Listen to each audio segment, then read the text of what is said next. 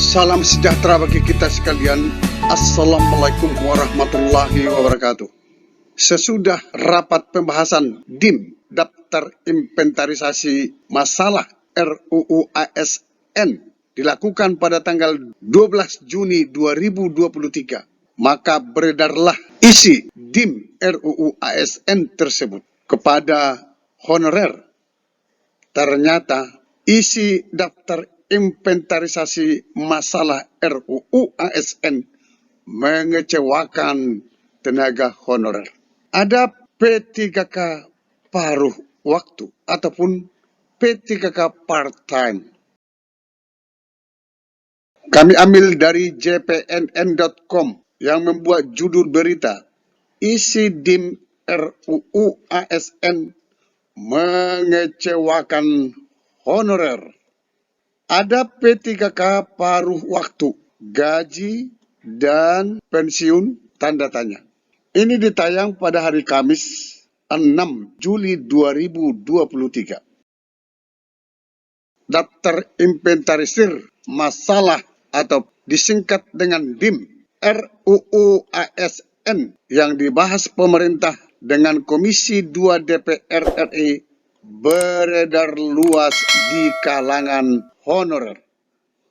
Mereka kecewa dengan isi DIM RUU ASN yang mana solusinya malah mengantarkan honorer menjadi freelance meski pakai istilah P3K paruh waktu. Isi DIM RUU ASN ini tidak sesuai harapan honorer K2 khususnya. Sebab Menpan RB Azwar Anas membuat penyelesaian honorer dengan istilah P3K penuh waktu dan P3K paruh waktu. Kata Dewan Pembina Forum Honorer K2 Tenaga Teknis Administrasi Nur Baiti kepada jpnn.com pada hari Kamis 6 Juli 2023. Sebenarnya dalam DIM RUU ASN DPR RI mengusulkan honorer diangkat menjadi PNS secara langsung setelah dilakukan verifikasi SK pengangkatan dan memperhatikan batas usia pensiun atau BUP. Itu usul dari DPR RI. Namun, pemerintah mengusulkan agar hal tersebut diatur dalam ketentuan peralihan, di mana tenaga honorer dan sebutan lainnya bisa diseleksi menjadi P3K paruh waktu. Selanjutnya, apabila terdapat kebutuhan P3K penuh waktu, instansi melakukan seleksi dengan memprioritaskan P3K paruh waktu. Dari usulan DPR dan jawaban pemerintah, ini kelihatan benar kalau solusinya ya P3K. Cuma jadi lucu karena dijadikan P3K paruh waktu. Menurut Bunda Nur, P3K paruh waktu itu seperti freelance. Apalagi ada ketentuan jam kerjanya di bawah 8 jam. Kalau sudah begitu, otomatis implikasi ada pada gaji yang diterima oleh P3K paruh waktu ini.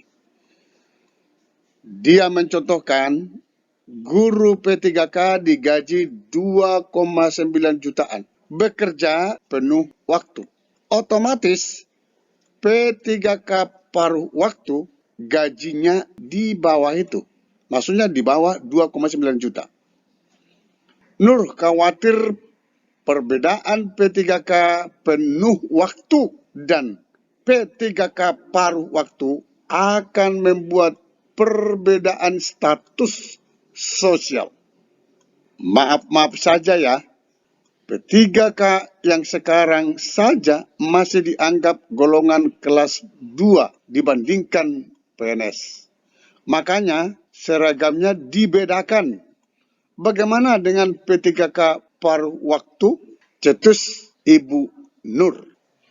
Istilah paruh waktu dengan penuh waktu lanjut Nur sama hanya dengan statement Menpan RB Azwar Anas yang mengatakan ada P3K terikat dan P3K bebas.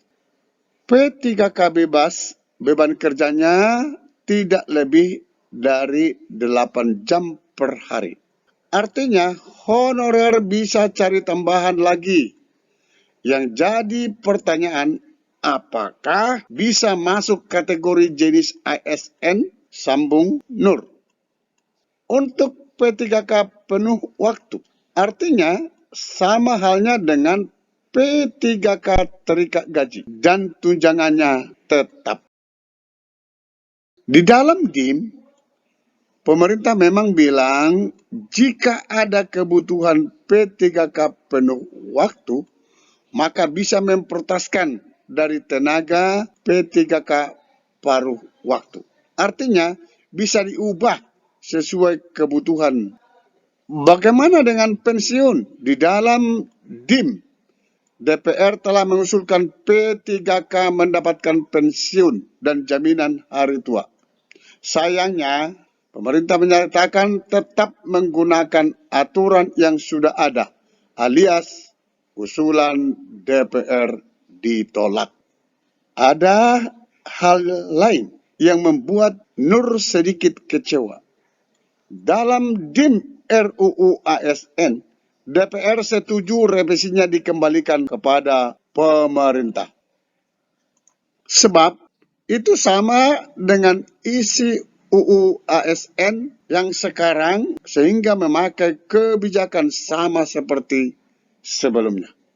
Seharusnya jangan sepenuhnya diserahkan kepada pemerintah, tetapi mempertimbangkan penyelesaian yang berkeadilan untuk honorer. Pungkas Ibu Nur. Sampai ketemu pada video berikutnya di channel ini. Jangan lupa dukung terus channel ini dengan cara klik subscribe, like, dan loncengnya. Semoga bermanfaat. Wassalamualaikum warahmatullahi wabarakatuh. Shalom.